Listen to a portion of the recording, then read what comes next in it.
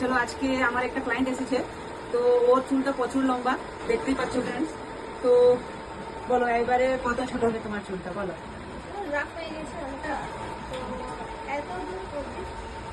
এত দূর কাটবে?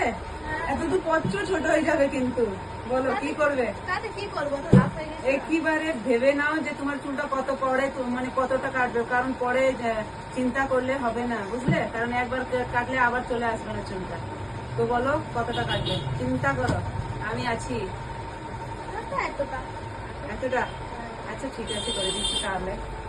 তো গাইজ, ও চুলটা কাটবে এতটা ছোট, ঠিক আছে? এতটা কাটবে, এতটা আউট।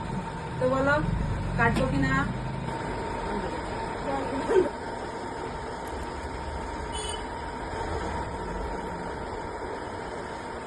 আমাকে